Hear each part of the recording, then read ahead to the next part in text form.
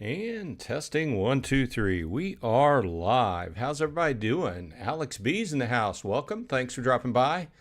Says kicks off by saying playing Soul Keep can't get past level 6. I haven't done a whole lot of Soul Keep when it first came out. Well, first of all, thanks everybody for dropping by. Whoever's on, thanks for joining me. And we can get this kicked off by discussing whatever you want to talk about. Back on Soul Keep, the day it first came out, I did a pack opening, and I haven't even released that. I did like a kind of a beginner's kind of first look, and I just wasn't happy with the video. It kind of stretched out too long. I do need to take a second look at Soul Keep. I haven't done a whole lot of playing of it yet. I only bought like 25 packs, so I am interested in jumping back in. It's been a holiday week here, and I just have been busy doing other things. So Paul Taylor's in the house. Welcome. Thanks for dropping by. I'm interested in finding out what's on everybody's mind. I would be lying if I said that I wasn't really kind of heavily looking at what SPS and DEC were doing this week. In fact, I watched a video by Aftersound. Shout out to Aftersound. Did a great video a day or two ago, and where he pointed out I guess the whole idea behind the massive bot farms dumping a bunch of SPS on the market. You can see the accounts. There's like 7-day intervals where, if you unstake all your SPS, it comes back in, week intervals, 4 1-week intervals. And it's interesting to see how we've went through 3 of those and we have 1 more to go through. So I guess by what he was saying, maybe we have 1 more week and then possibly SPS looks up a little bit. I don't know. My financial journey says no chance of me buying SPS at all anytime soon. Well, it just really continue. I mean, it is up a little bit, but it just, that's not a good picture, right? But I think my whole point was, I mean, it's logical what Aftersound was talking about as far as when the big change happened, and say, for instance, you had a big bot farm, right? And you're like, well, okay, I've got to go ahead and get out of this game. It's done. So at that point in time, when the big change happened, they start their unstaking of all their SPS. It comes back in 1 week, 4 1-week increments, which we have 1 more to go through. And this might be the reason. Like I said, I'm not a market watcher. But it seemed logical what he was talking about, that once they have dumped all their SPS on the market, possibly we hit kind of a floor and come back. Obviously not investment advice. I did buy a little bit of SPS this morning, but that's the first time I've bought any in, I don't know, 2 weeks maybe, 2 or 3 weeks. So not investment advice, but it did seem logical that all the bots, if they're getting out of the game for the time being, they'll want to dump all their SPS on the market. Obviously, that combined with the hits that Bitcoin has taken this week, and everything else has kind of taken a little bit of a hit, or a lot of a hit in certain cases. I try not to get wrapped up in the tokenomics too much, but I would be lying if I didn't say I had my eye on it. So. Let's see. My financial journey goes on to say, I get the argument that it's all at an all-time low. Same could be said every day for the last year. Yeah, don't think the game is done. It's not going anywhere. Yeah, and that's the reason why I continued to buy some a little bit at a time. Like I said, I don't do major investments. I do like $30 here, $30 there, and like I said, it's been a few weeks since I bought any. And I really, I was trying to wrap my head around why this continued downward. Obviously, there's a lot of talking points here, and it really just comes down to, do you believe that the game's going to be around here a few years from now, right? So I think that the game's got a solid footing. I think that there have been a lot of choices made for good and bad in the last 6 to 8 months, but I think. to be honest, I really think that the company's ripe for being bought out by a bigger company that wants to use the platform to other ends for another product more. That's what I really think. But as far as going back to the Soulkeep idea, I do want to go ahead and get into playing Soulkeep, but as you can see, I haven't played a whole lot. I do have some, let's see here, my defenses.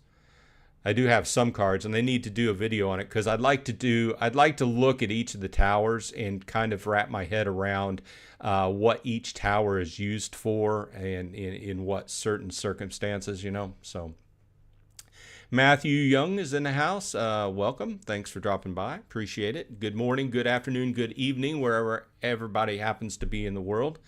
Thanks for dropping by and spending some time with me. There are some other things to talk about. I don't want to kind of like, you know, be a Debbie Downer here and just talk about those. I will say that since the recent changes happened, I did a video on this a few days ago before this most recent season. Well, it was a wrap up of last season. And I did find that I was making less, I was making more per win per battle, but I was winning less often. Okay.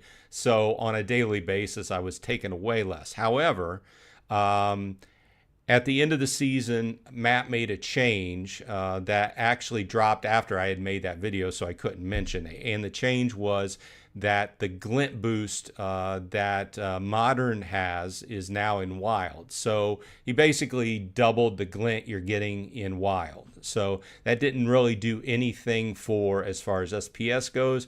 But like I said, this is a win, and it's not backed up by, you know, any other wins, and you can see that I'm making over 500 glint. Now, before the boost, I was making like 325, 350, something like that. And the SBS has gone up as well. I think there are fewer battles being played.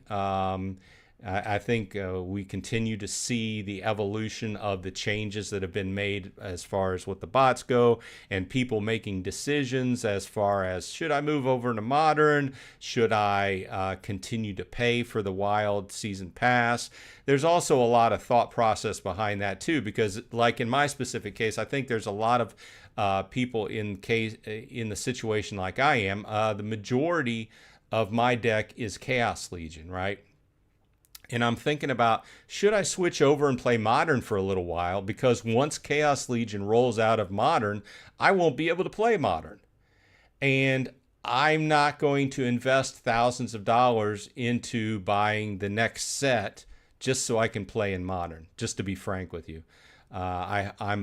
I'm hopeful that they make a lot of good changes to the game and the game evolves to attract a lot of new players, because at the bottom of all this, at the base of all this, the root cause right here is we just need more people in the game. And to get more people in the game, you have to attract people outside of the Web3 kind of picture, right? You have to attract people with a game that's fun to play, it's easy to get into, it's marketed well, and it's attractive to both Web3 crypto heads as well as people that just want to pick up their phone and play a game, you know. So, you know, that's the root cause of that. Gathering the Magic's in the house. Alex B says, SPS under 0.005 yet. I don't think so. It's at 0062, which is up a little bit from earlier when I got up this morning. It was just at 006. But, you know, the graph does not look good. I think we can all agree on that. Gathering the Magic says, good morning all, trying to level my $10 account in Modern, long grind. I'd be interested in that. Have you put any videos out yet? I would be, I haven't, I've been busy the last few days. I've been doing videos on a few other games I'm playing as well. I've been playing a lot of Atlas Earth and Woo lately. As well as I've been dipping back into EVE Online, which is not Web3 related, but still a fun game I've been playing for 20 years. Crypto Beavers here. Good morning. Thanks for dropping by. Gathering says SPS will continue to go down as the bot armies liquidate their positions. Plus, we are still giving SPS away. Yeah, I mean, we talked about that a few minutes ago. Maybe you missed that, but if you all haven't seen it, Aftersound has a good video on this, because I was discussing this the other day with my brother, and he's like, "Oh yeah, you need to watch Aftersound's video on this topic. He has a good idea and has wrapped his head around it, and he put it out there, and it's as good, it's as valid as idea on the whole situation. Obviously, it's kind of like it goes in with the Bitcoin taking a hit this week as well too, so that didn't help any.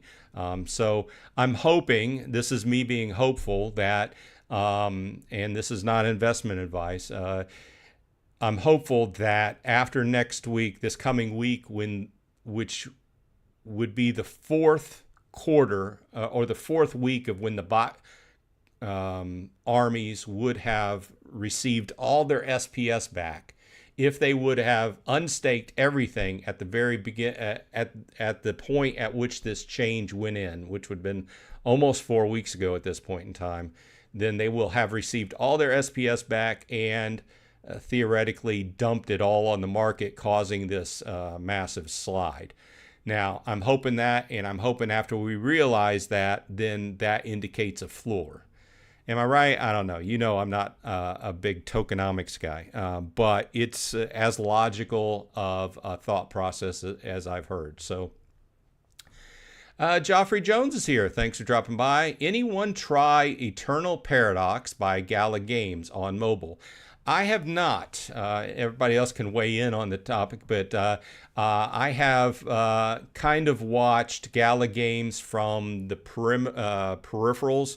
I've watched a big run up on Gala Games over the last year and a half, and then I know that they took some big hits as far as something went wrong with their games. I can't speak to it, but I do understand that they did take some hits, but I haven't played that game specifically, and I haven't seen anything on it. But as you know, I'm always entertained by looking at new games. That's me. It's one of my weak points, if you call it that. Okay, so Gathering says, I don't mind the prices of assets going down. Allows me to buy more cheaper and fill up my land plots with cheaper workers and DEC. That's an interesting topic. And I would agree. I think it all falls under, do you believe in the game, right? If you believe in the game, it's a buying period. Like, let's jump over to, okay, so we're on the right page, but so first of all, let's look at land. I think I looked at it earlier. We're still talking the $10 range for the cheapest. And on the card market, just looking at the cheap gold foils, you can do a max common gold foil for $5 now. Okay, so this is basically where we were, I want to say, the beginning of this year, because I was buying max common gold foil Chaos Legions for about the $5 to $6 mark, and then as the year progressed, we did a run up to where the max common gold foil went from like the $5 to $6 range. It went up to over almost $15 in the run up, right? And now we've seen it come back down. So not necessarily saying that's what I would buy, but whenever I filled out my lands, I did put all max common gold foils for the gold foil bonus, and I have started here and there replacing them with max rare gold foils. We can take I'm just going to use water and earth because that's what I use on my properties. So a Goblin Tower maximum level gold foil, $15, so $16. So yeah, they're attractive, but like I said, it all comes down to, are you with the game for the long term? Okay, so do you believe in the game? Then it's a buying period right now. So we can discuss. Let me see what everybody else. Alex B says, Splinterlands is in hibernation. Just let it go back to brewing beer. Just let it go back to brewing beer. It's been a while since I brewed. I am a home brewer, but it has been a while. I drink a lot less these days than I used to whenever I was actively brewing in my later 20s. Through my 30s and into my 40s, I brewed a lot. I brewed for festivals. We'd have homebrew stuff, and I really enjoyed that. And then I moved, and I got out of my homebrew club, and I kind of fell out of it. And I don't drink nearly as much as what I used to, which is better for my health, right? But it is a hobby I like. But I don't know if that's what you meant, but. Gathering says, look at it this way. We only need to hit 62 cents in SPS to do 100 times. I'm really fascinated by how far DEC has fell. I understand why SPS has fell, but I just continue to be amazed at how far down DEC has fell away from PEG. And I don't understand. I guess I can't wrap. Obviously, a lot of this comes around from use case, right? You have to have a use case for it, right? And obviously, as we said, the root cause is get more people in the game, right? So, but it still amazed me as it goes down. It does show that it's up a little bit, 2.4%, but still, it's really far under PEG. Which, as a landholder, I've been buying a little bit of DEC in SPS now and again, just so I can be prepared for Phase 2 when Land 2.0 does come out, because you will need some DEC, a lot of DEC. And the other topic here that we haven't really hit on is vouchers. I added this to one of my videos lately, is the fact that I've been clear about my feeling about this. When they did release vouchers, I thought it was just shooting ourselves in the foot, right? And you can put your opinion in the comments, but I felt that. And at that point, we hadn't really started talking about the whole DEC SPS flywheel thing, but it was clear to me that at that point, adding another token to the system, let alone DECB, to me, that just all these just further dilute what everybody who is playing the game uses their money on, right? So I think I've been very clear on this. I think that we need to get rid of vouchers. I'm not exactly sure how. They have to be very thoughtful about how they do get rid of vouchers, but I think vouchers need to go, okay? And I think that will help DEC and SPS. Is that the save all for the game? No. But I think that the more tokens you have going on in a game, the harder it is for a new player to wrap their head around it, right? And one of the biggest hurdles we have right now is getting new players in the game. We need to make it easier to get in, get up and running, start playing the game. Obviously, the game has to be fun, and also fun is kind of like a very subjective term, but we need to bring down all these hurdles onto getting in the game, because it's clear we need more than Web3 people in this game. We need to attract a big following of Web2 people that like to play the game, and having all these different tokens makes it harder to wrap your head around as a new player. And I think that having more than the two main tokens really just dilutes what everybody uses their money on. I think that they brought vouchers in as a way to help sell the nodes.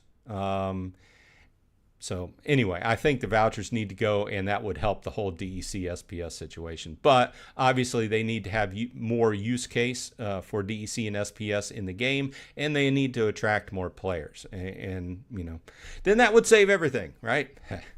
Yeah. Okay, let's see here. Gathering goes on to say, I think the game will continue and we will have more hurdles. Just when it seems like the game is at the point of no return, things turn around and blow everyone's expectations away. Just my belief. Yeah, I agree. I mean, we all know that all it takes is, one thing, all it could be is like the straw that broke the camel's back, proverbially, right? It could be, and that could go either way. That could sink the company, or it could skyrocket the company, right? So Yeah, I had mentioned it earlier, but I think the company, and a lot of people don't want to hear this, but I think with their build out of the platform, they're ripe, and at this point in time, they're ripe for the pickings, being bought out by a bigger company that wants to use the platform, right, and convert it over to something else. So Bolts 85 is in the house. Welcome. Thanks for dropping by. I've been enjoying watching your videos. Always very high energy, kind of humorous. I like your take and your strategy as far as playing and everything. Bolts says, hey, what's up, chat? Just stopped by. Really quick to say hi. Well, thanks for dropping by. Appreciate it. Gathering goes on to say, look how few max gold foil commons there are on the market. Bandit above $13 and no mercenaries for sale. Yep. I have noticed that people are picking over.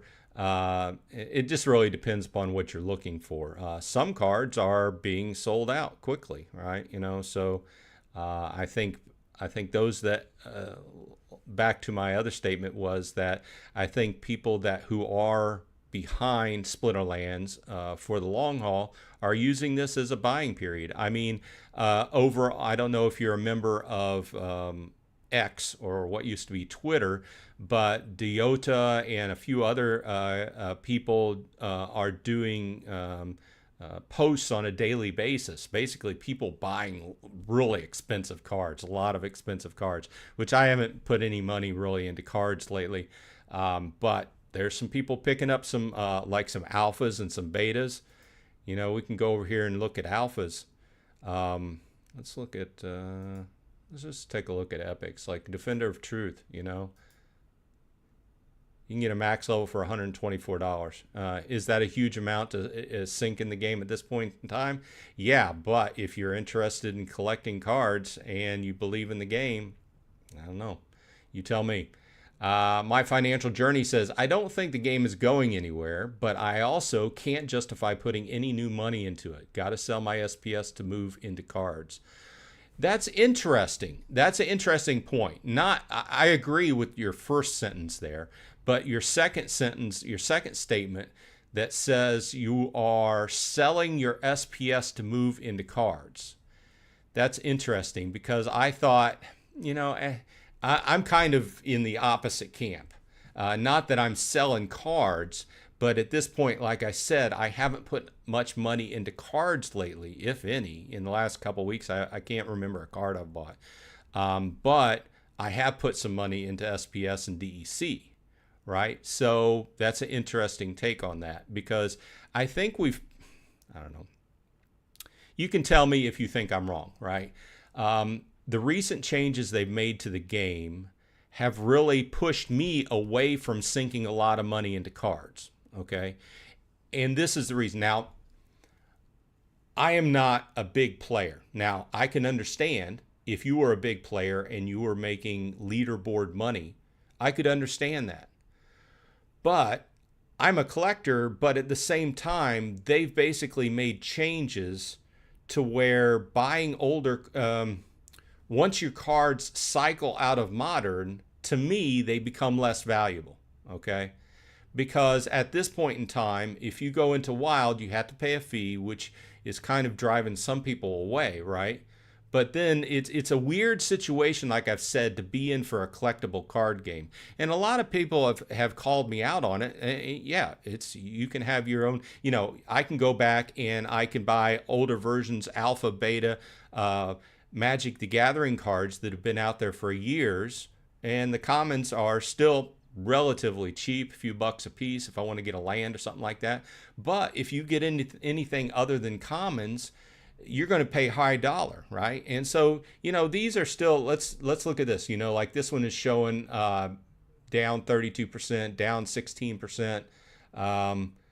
Some of them are positive, but once in a while you look at these cards, and if you go, Gathering does videos once in a while where he's keeping track of the card market, there can be extreme fluctuations just because somebody has the only card on the market and they decide to list it and command whatever they want, right? But it's just an interesting situation to be in, and I've been in collectible cards for a long time, and usually you depend, as a collector, you depend upon your cards gaining value somewhat as they get older. Obviously, obviously the ones that are stronger and are more powerful when you play them gain more cost, but you basically as your cards get older, you depend upon them to increase in value, not the other way around. So it's an interesting situation to be in, I guess. Let me grab a drink of water here.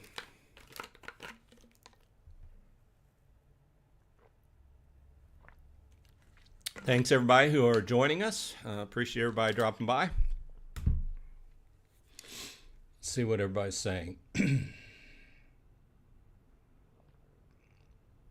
Gathering says almost no Rebellion packs for sale on the market. Have not checked those out. Wow, only 10. But, you know, you could get a good deal on Rebellion packs if you did want them by how far DEC and SPS are down, just buying them with DEC, right? So you can make a good deal that way. I think it's, at this point, I would have to do, you know, look at that. Only 10 available. $20. Maybe that's $20 for all 10. I don't know. Why would you pay? Yeah, he's asking $20 for a pack. That's crazy.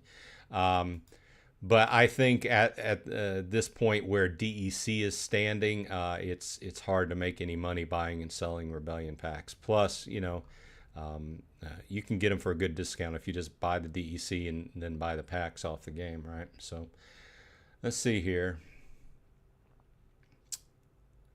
My Financial Journey says also less than 1 million Rebellion packs sold from the shop. This is true. It's a very low selling expansion, and I think this tells where the game's at in this point. And like I said, it goes back to my other statement, is that there's going to be it's going to be an interesting changeover from the league dynamic when Chaos Legion rolls out of Modern. You're going to see a lot of people rolling into having to make that decision. Should I go into Wild or should I just stop playing? Because there's a lot of people that, unless they really improve the game, who's going to want to put a couple $1,000s into new packs, right? I don't know. Maybe I'm wrong. Let me know. Alex B says, remember DEC? Yeah, I did. I bought some and I used it mostly specifically for those add-on packs for my land. But then I burnt the rest of the DECB I had during that big of a burn event. So I don't have any more. But once again, that was one of those points in time where I'm like, why are they adding another token? Gathering says, using crypto funnels to get funds for cheap assets, not selling any SPS. I haven't really sold any SPS. I have traded SPS for other tokens such as Woo, which I've been playing lately. I do need to play some more, get some more matches going on for that Summer of Woo contest. They're giving a bunch of stuff away. Haven't bought much in dCrops lately, although I have been successfully completing all my season quests. This will be the 3rd season in a row I've successfully completed all my season quests. Let's go ahead and claim my season-ending chest here while I'm here, which took me a while to build up to be able to do, because you basically need a full set of 4 times the commons and rares and a good smattering of the epics and legendaries. Let's see here. Let's open my season chest. But I've been using SPS and DEC for other things, not necessarily selling them, but trading them, and mostly just rolling it over. So got an iron ore, a wood, a copper, speed grow. Okay, not too bad. I've been doing pretty good. Haven't put a whole lot of money in this. This is what I'm looking at right now. Just kind of chugging along. My financial journey says not unstaking my SPS, selling my liquid SPS, and buying cards. Okay. I mean, everybody's got to have a different. You've got to be in a situation where you just make up your own mind what you want to put your money towards, right? Basically. But I did find it interesting that I'm just doing this while I'm on the page so I don't forget about it. Just from your take on it. Yeah, for the most part, I'm just rolling over all my SPS. Obviously, when I do my land claims, that goes in. And for the most part, most of my SPS is just being rolled over into the game and staked. I do keep kind of a 500 SPS slush fund, so to speak, if something comes up. Like I've bought some Woo cards in the last last week and a half to play wrestling. And once in a while I'll buy something over on dCrops. So, but everything else I did buy some this morning, a little chunk. So I'm up to a little bit over 72,500. Let's see here. Gathering says buying alphas when I can. Land market watch video tomorrow. Thanks for reminding me. So yeah, if you all haven't seen those, Gathering has been doing alternating videos of the market watch for land and then the market watch for cards. So very interesting if you want to keep up to date on what's going on those markets. My financial journey says selling a few thousand part per day and buying more Splinterlands cards too. Yeah, it's interesting. I haven't been selling any part. What happened? Everything went blank. Okay.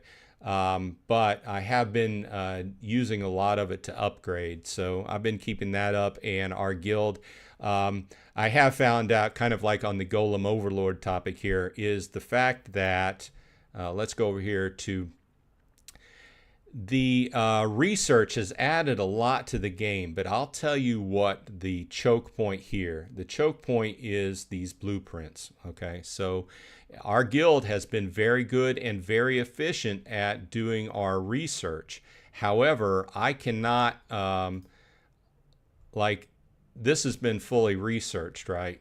I cannot go ahead and finish this research until we have enough blueprints, okay? And as you can see, we only have 2 here, and we only get as a guild a quarter of a blueprint per person per day, okay? When you do that first claim, the guild gets a quarter of a blueprint per you, and then I've asked everybody to go ahead and donate whatever blueprints they get, but the blueprints are an extreme choke point here. It is my opinion that in the game, he really needs to increase how much the guild makes on blueprints per day, because we won't be advancing anytime fast. See, at any one time, I just got attacked by Bummer of Fireman.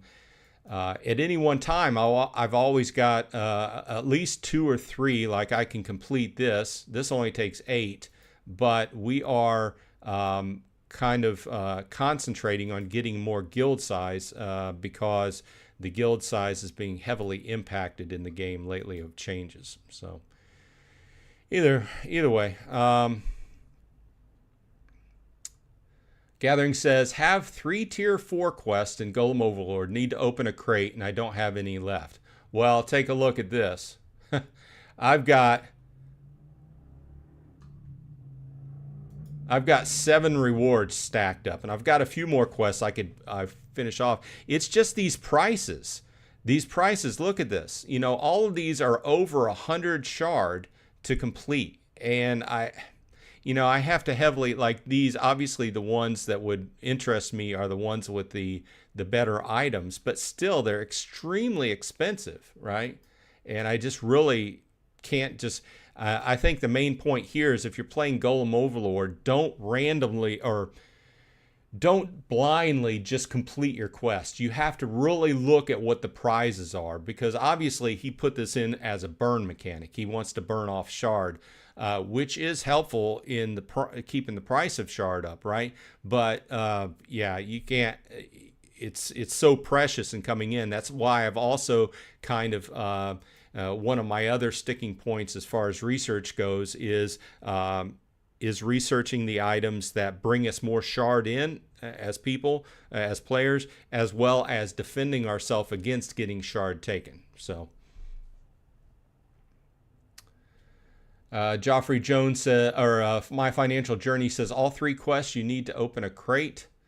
Well, there's a quest that'll come along. I have one of those as well. Look here. So in this one, this requires open 3 crates, and I do have some crates to open, but I usually try to do those on videos so I can kind of make a video of it and see what I get, because you never know. Usually it's just nothing, you know, just very commons. But once in a while, if you get a epic or a legendary, I have terrible luck in Golem Overlord opening crates. But this is what he's talking about. One of the requirements on a quest will be like open 2 or 3 crates, and then you have to go into your inventory. And then you can search by crate, and you can see that I have all these are Vista Troves. These are all backgrounds, right? So, which in this game, if you haven't played, the backgrounds will give you a bonus to shard. So mine has a 5.5% shard bonus. So. None of those, I'll end up opening those to fulfill the quest, but none of them, unless I get extremely lucky, will be better than what I've got. So they just sit there. Joffrey says, I've been buying parallel Planetfall packs. Beautiful artwork. I tried to get into playing parallel. I just couldn't get into playing it. So I'll have to take a look at the artwork. I always like card...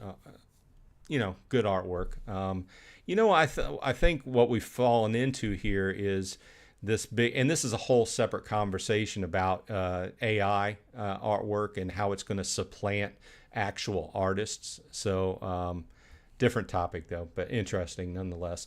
My Financial Journey says, I haven't found any blueprint caches in Quest yet. Yeah, I mean, people, I've asked everybody in the guild to donate those when possible, but they're very rare to come by.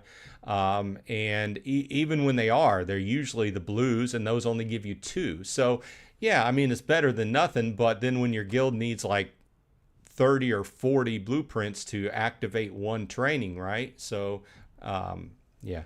Anyway, my overall point is they really need to increase the daily blueprints that come through. Otherwise, it's just going to be a struggle to get anything researched.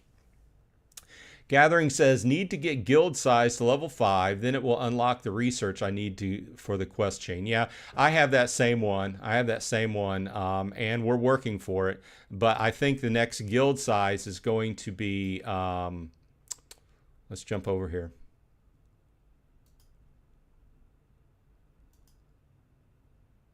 Yeah, I don't know how much it's going to take, but this level we're on took like 32. I'm thinking 32 blueprint cache or blueprints. So I'm betting that this 5th spot, I bet it takes 40. So I've been activating other research as they come up if they're kind of cheap to activate. But otherwise, we've got a fair amount of time to go before we can research this. So I'm saving up. So yeah, it's definitely a choke point though. Okay. Thomas, welcome. Thanks for dropping by. My Financial Journey says, yeah, but that quest has a Yixen's trinket in it. I'd buy that all day. Or ones that have equipment. Gathering says, I re-roll all the tier 1 and tier 2 quests. Well, to be frank, they've been kind of clogging up on me. I need to go ahead and just buckle down and do a video where I just complete some quests. I'll go for like a week, and then I'll get like these up. So like this is what Gathering's talking about. I think a lot of us have this. Finish research claim multiplier 1. And if you look at it, where that's at It's a level 2 quest, and I'm trying to find it.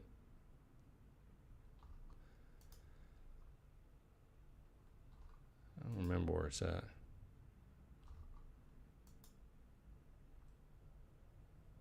Oh, here we are.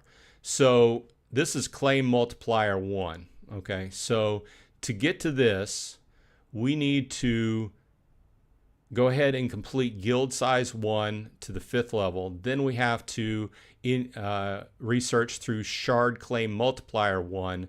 Once we fill both of these up, then we'll unlock this, and we can work on this, which will make it able for a lot of people to complete that quest,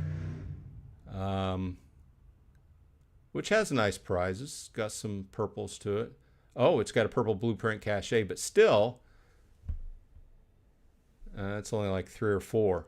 So like I said, I still maintain that they need to increase the amount of blueprints that we get on a daily basis.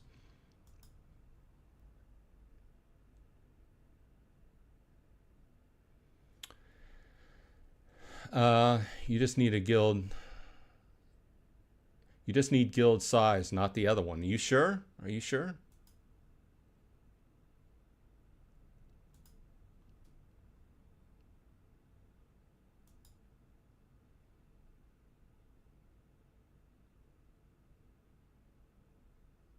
You're right. You're right. It only takes the guild size 1 to level 5.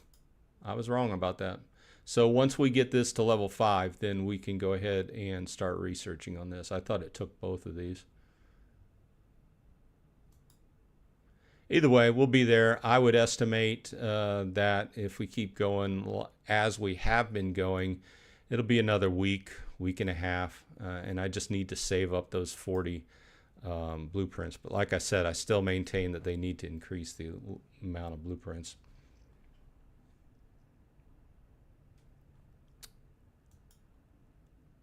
Let's see here. Alex B says, bought more Bitcoin.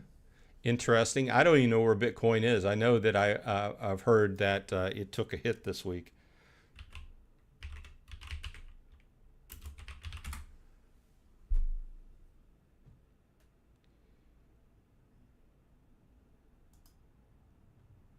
So we're looking at 57.2. I have some Bitcoin, but I would not say this. I'm a significant investor in Bitcoin. It's from back from whenever I was mining. So it is way down over the last 3 months, but up overall over the last year. So it's up, way up from last year. So I don't talk coins investing very much. About all I have was from, I was an avid miner. I didn't have like this big Bitcoin farm or anything, and all my rigs were graphics cards. So everything I mined, a lot of it got converted into Bitcoin. I'm holding part of it in a cold wallet and part of it in an investment platform. So Gathering says getting guild size to level 5 should unlock it. Yeah, I agree. I thought both of them needed to be level 5, but you're right. Alex B says, play Soul Keep. I need to get past number 6 tower. Like I said, I had not played a lot. As you can see, I'm only in the very beginning. So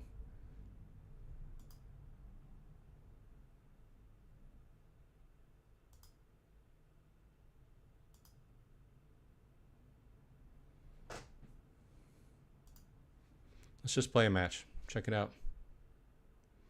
When is the next town hall? I don't know. I can't tell you. I think he said, I would have to look. Let's go ahead and post my, okay, so the path is up through here. So I'm going to put Charnel Pit, Gloomal.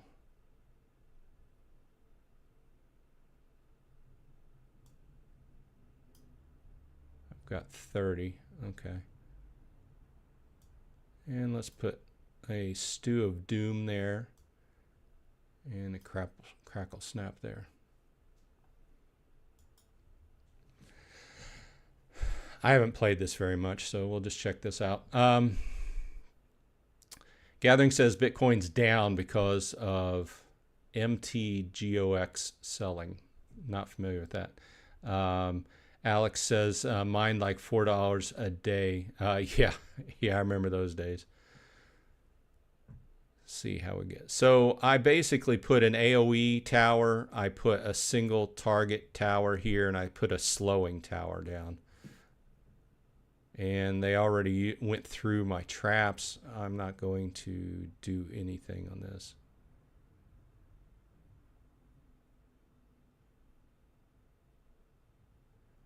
So I got through wave 2.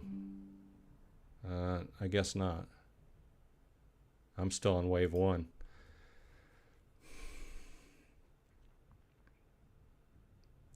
Yeah, this game is not easy. So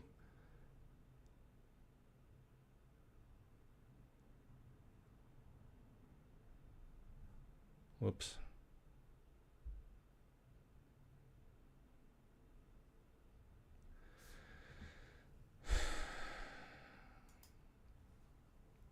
Anybody else been playing the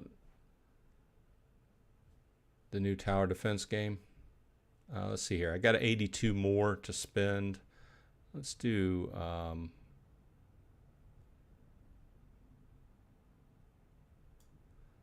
a card sharp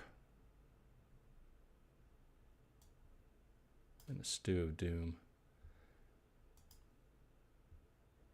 Yeah, I'm not at a point where I have any strategy. I know basic tower defense strategy, and this game is just so difficult compared to most tower defense games. I think that the difficulty level is going to throw a lot of people off, or turn a lot of people off, as it were. Gathering says, how many land plots are you up to? Are you content with the number of land you have? We'll jump over to land for a minute and let that go. I am up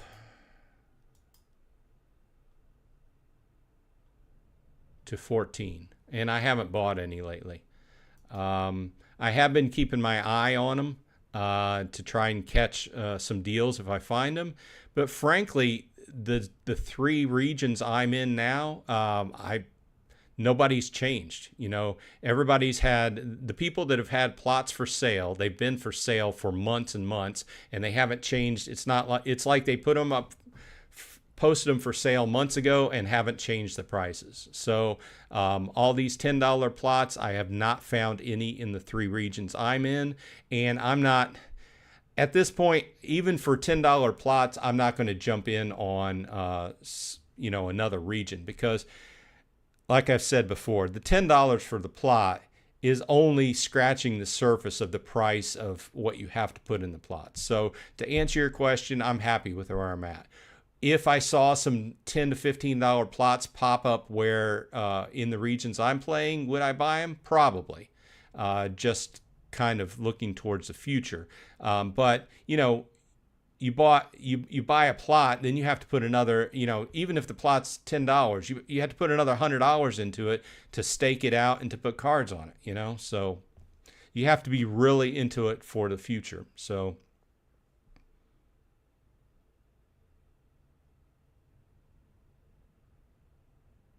okay, so Gathering says, what do you need to earn in Soul Keep, which is an interesting point, because everything has changed 100% from when they originally put it out in the white, or talked about it in the white paper, right? So originally when they talked about Soul Keep, you needed to stake SPS and you were going to be able to stake cards and everything to be able to earn. Now, the only way you can earn in Soul Keep is if you play the tournaments, which I did jump in. So I have just now got through wave 2. I did try to go through a tournament. It was too hard to beat me. But and also you have to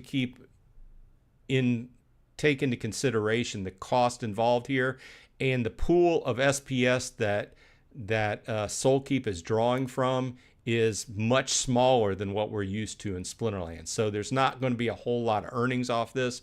It's going to be, I think it's primarily for people just like Soul Keep, tower defense type games. Let's see here. I think that I'm going to upgrade. I don't know. No, I need another tower. I'm going to put a Charnel pit right here. This is an AoE, because I see that it's going to be following this path here. I'm going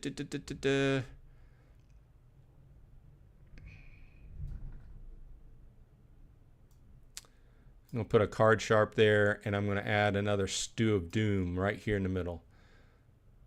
So yeah, I've been wanting to do a video on that, but everything's changed since they sold it to the other company. There's really nothing encouraging investment in the game. There's nothing encouraging investment in the Splinterlands game currently. So when they first started talking about it, you needed to invest SPS, stake SPS. You needed to buy cards, Splinterlands cards, and stake them to be able to earn. That's not there now. Now you just play tournaments on a daily basis. You get a free key to enter a tournament. After that, you can pay for more entries. The cost is very low. The cost is in DEC.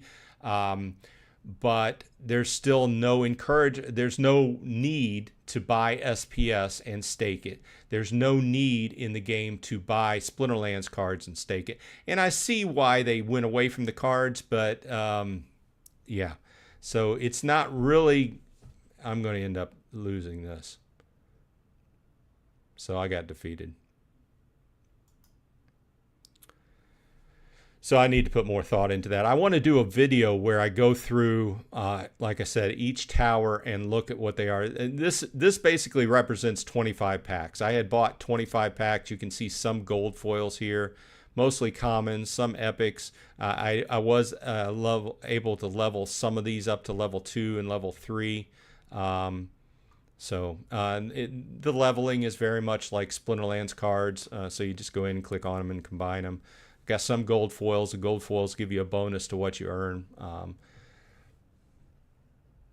Alex B says, yes, 5 plots, 2 in Gankland. And Gathering says, I have 2 in Gankland as well. I'd be interested in finding out.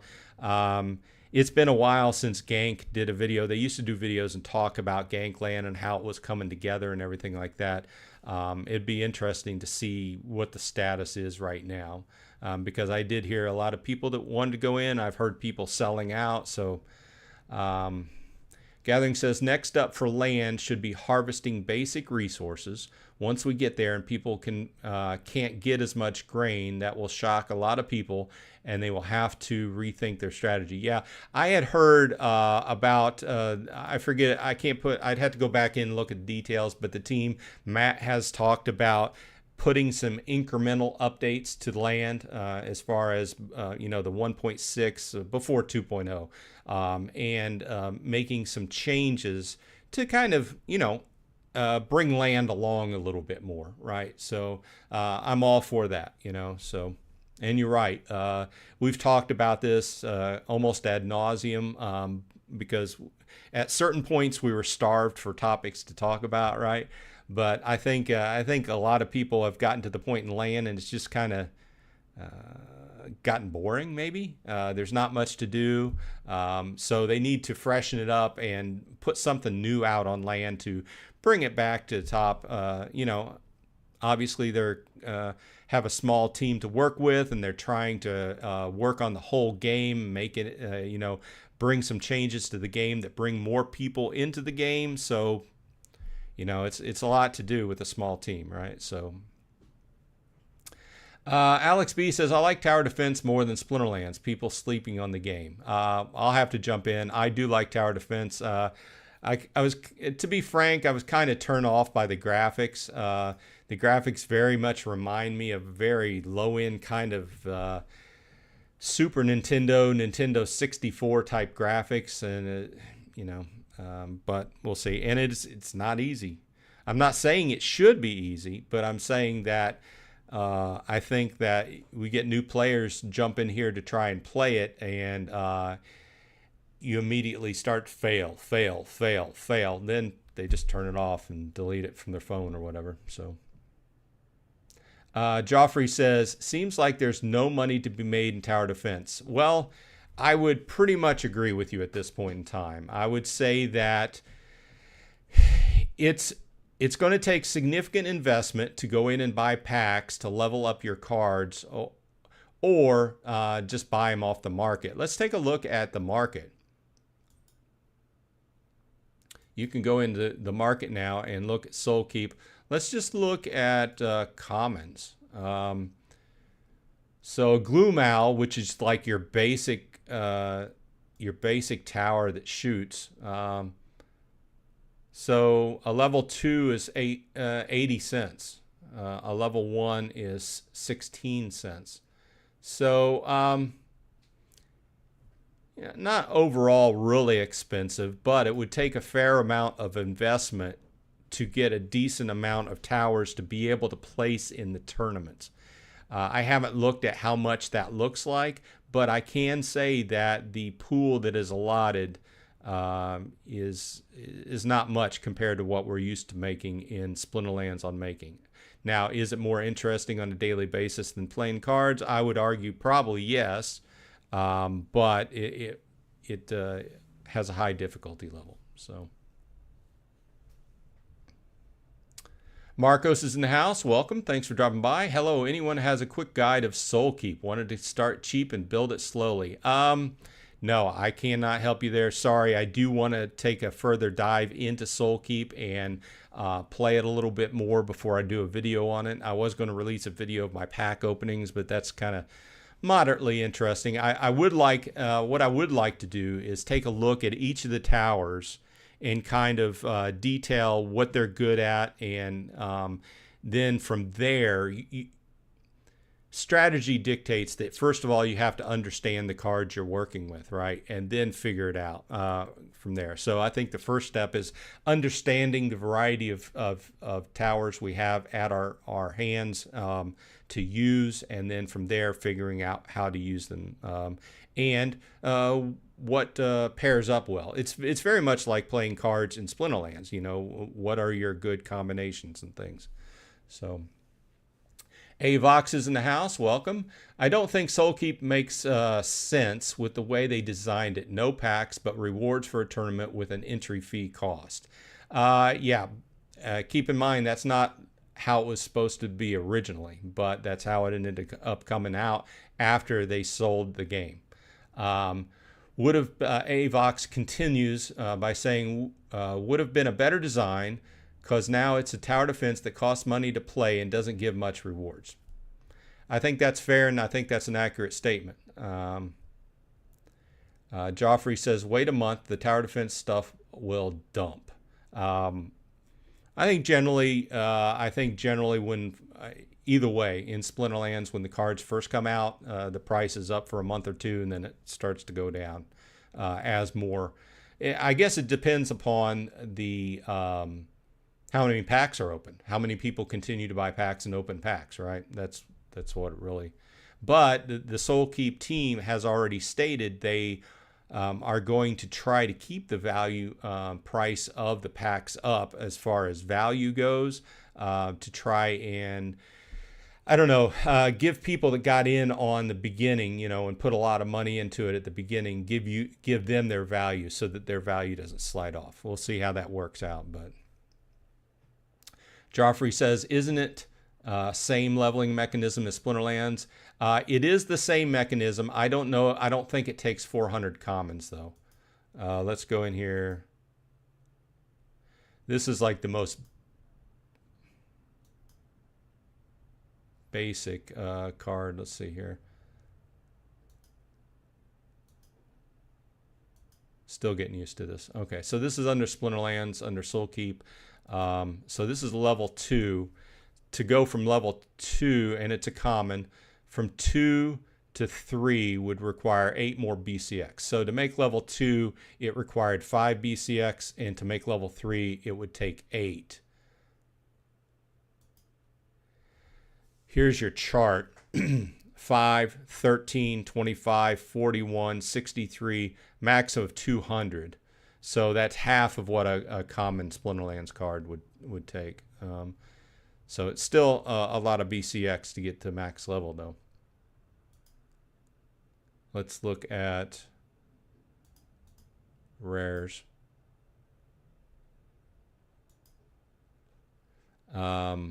They start out also in this game. If it doesn't start out at level 1 all the time, if it's above a common, like this will start out at level 3, goes from 1 BCX all the way up to 80 BCX for rares.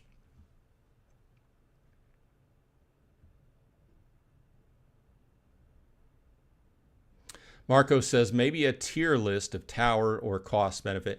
Yeah, that's definitely something that's on my list, because I want to look at, basically what do the towers do and what makes good combinations, and how to successfully get through the first several.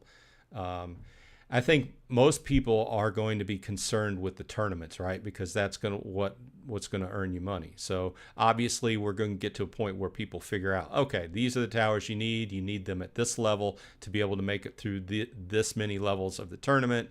But once again, I think it's all going to come down to who can soak the most money into cards, combine them to towers, and then get make the highest levels in the tournaments. So it's like leaderboards in Splinterlands.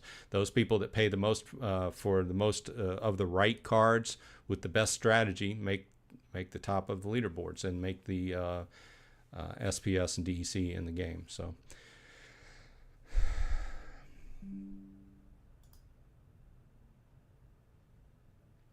And gathering, it's the bottom of the hour, so I do want to thank everybody for dropping by. I appreciate your time. Gathering gets the last statement.